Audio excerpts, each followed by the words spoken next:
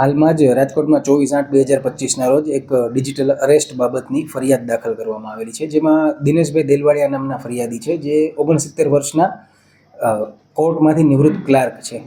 તેમની સાથે લગભગ છેલ્લા 40 દિવસથી એક વોટ્સએપ કોલ તેમને આવેલો હતો. 8 જુલાઈ 2025ના રોજ તેમને CBI દિલ્હીથી એક વોટ્સએપ કોલ આવેલો હતો, જે ફેક કોલ હતો, અને તેમાં એમને કહેવામાં આવ્યું હતું કે ICICI બેંકના એક મેનેજર વિરુદ્ધ મની લોન્ડરિંગ અને ડ્રગ્સનો કેસ દાખલ થયેલો છે, જેમાં તે વ્યક્તિએ સુપ્રીમ કોર્ટમાં નિવેદન આપ્યું છે અને તેમાં તમારું નામ આપ્યું છે કે તમારા ખાતામાં એમણે 10% રૂપિયા ટ્રાન્સફર કરેલા છે.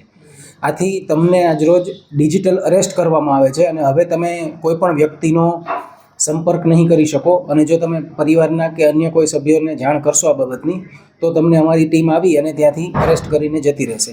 આ રીતે તેમને સૌ પ્રથમ ખોટા કેસમાં ફિટ કરવા માટે ડરાવવામાં આવ્યા, અને ત્યારબાદ તેમને વિશ્વાસમાં લઈ અને 40 દિવસના સમયગાળા દરમિયાન તેમની સાથે અલગ અલગ વાતો કરી અને તેમને એવું જણાવવામાં આવ્યું કે તમારા પાસે તમારા ખાતામાં જે રૂપિયા પડ્યા હોય તેમાંથી 8 લાખ રૂપિયા તમે આ એક તમારા નામનું એકાઉન્ટ બનાવેલું છે ICICI બેંકનું, તેમાં દાખલ કરો.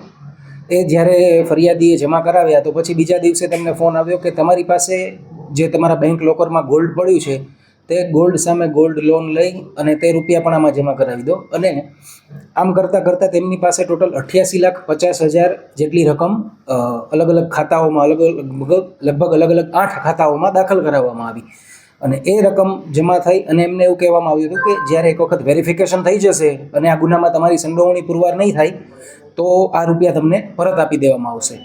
પરંતુ જ્યારે ફરિયાદીને શંકા ગઈ કે આટલા બધા રૂપિયા નાખ્યા છે તેમ છતાં હવે મારો કોઈ કોન્ટેક્ટ નથી થઈ રહ્યો, ત્યારે તેમણે પરિવારમાં વાત કરી તો તેમને ખ્યાલ આવ્યો કે મારા જોડે સાયબર ફ્રોડ થઈ રહ્યું છે. આથી તેમણે સાયબર ક્રાઇમ પોલીસ સ્ટેશન ખાતે ગત રોજ 24/8/2025ના ગુનો દાખલ કરાવ્યો, અને ગુનો દાખલ થતાં જ મહેરબાન CP sir, joint CP sir તથા DCP ક્રાઇમ સાહેબની કડક સૂચના હતી કે આરોપીઓને તાત્કાલિક અટક કરવામાં આવે. એટલે જ્યારે સાયબર ક્રાઇમ પોલીસ સ્ટેશન અને સાયબર લેબની ટેકનિકલ ટીમે તપાસ કરી તો એમાં એક એકાઉન્ટ ભાવનગરનું આવતું. તે એકાઉન્ટની માહિતી મેળવતા તે એકાઉન્ટમાં ફ્રોડના 10 લાખ રૂપિયા ટ્રાન્સફર થયેલા હતા, અને તે એકાઉન્ટ હોલ્ડરની ડિટેલ્સ ત્યાં જઈ અને તપાસતા તેનું નામ મળી આવ્યું બ્રિજેશ પટેલ, અને પછી ત્યાંથી તે વ્યક્તિ મળ્યો, અને એ વ્યક્તિની સાથે બીજા 2 આરોપીઓ, એક મોહસિન શેખ તથા એક શોએબ હલાલી, આમ કુલ મળીને 3 આરોપીઓ સાયબર ક્રાઇમ પોલીસ સ્ટેશનની ટીમના હાથમાં લાગ્યા, અને એ આરોપીઓની હાલ આજે ધરપકડ કરવામાં આવેલ છે. અને આગળના જે અન્ય આરોપીઓના નામ ખુલે છે તો એ બાબતની તપાસ હાલ ચાલુ છે.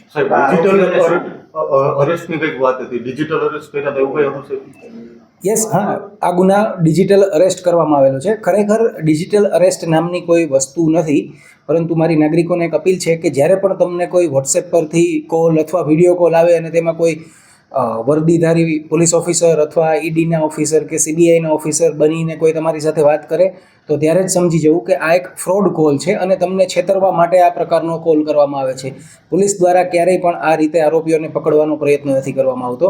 નાગરિકોને ખાસ અપીલ છે કે આ બાબતે સચેત રહેવું, અને કોઈ પણ વ્યક્તિ તમને કોઈ પણ ખોટા સમન્સ કે વોરંટ કે એ કોઈ પણ વસ્તુઓ તમને ઓનલાઈન મોકલે અથવા પોતાના વિડીયો કોલથી પોતે પોલીસની વર્દીમાં છે એવું દર્શાવે તો તે ફેક કોલ હોય અને તે બાબતની ફરિયાદ તાત્કાલિક આપે 1930 પર નોંધાવી દેવી. આમાં આરોપી જે બ્રિજેશ પટેલ છે તેના એકાઉન્ટમાંથી જે આ ફ્રોડનું ફંડ છે તે ટ્રાન્સફર થતું હતું, અને એને જ્યારે સમન્વય પોર્ટલ પર ચેક કરવામાં આવ્યું તો જાણવા મળ્યું કે 12 અલગ અલગ રાજ્યોમાંથી તે એકાઉન્ટ વિરુદ્ધ અરજીઓ થયેલી છે.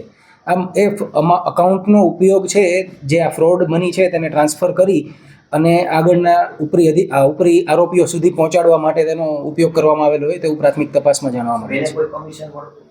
યસ, આમાં મોહસિન શેખ તથા શોએબ હલાલી જે છે તે કમિશન એજન્ટ તરીકે કામ કરતા હતા, જેમાં તેમના રોલ મુજબ અલગ અલગ કમિશન આપવામાં આવતું હતું.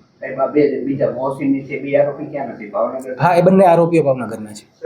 તકલીફમાં તો કારણ કે 88 લાખ એને આપ્યા, કાંઈક એવી નસ દબાતી હોય તો કોક 88 લાખ આપે, શું તકલીફ હતી? ફરિયાદીને એવું જણાવવામાં આવ્યું હતું કે સુપ્રીમ કોર્ટમાં નિવેદન આપવામાં આવ્યું છે અને તમારું નામ ખુલ્યું છે અને એમની પાસેથી 88 લાખ રૂપિયા માત્ર ને માત્ર વેરિફિકેશન કરવાના બહાના હેઠળ ટ્રાન્સફર કરાવવામાં આવેલા છે.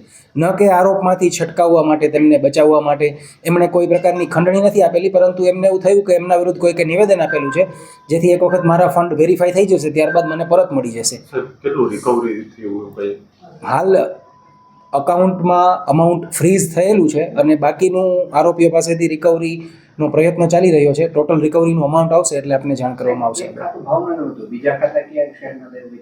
બીજા જે ફર્સ્ટ લેયરના 8 અલગ અકાઉન્ટ છે એ ભારતના અલગ અલગ 5 રાજ્યોમાંથી આવેલા છે, જેમાં એક વેસ્ટ બેંગોલ છે, મધ્યપ્રદેશ છે, મહારાષ્ટ્ર છે તથા 2 ઉત્તર ભારતના રાજ્યો છે. એમ અલગ અલગ રાજ્યોના છે અને તેમની કેવાયસી ડિટેલ્સને બધી ટેકનિકલ માહિતી મળશે એટલે ત્યાંના આરોપીઓની પણ તપાસ કરવા માટે પોલીસની ટીમ રવાના કરવામાં આવશે.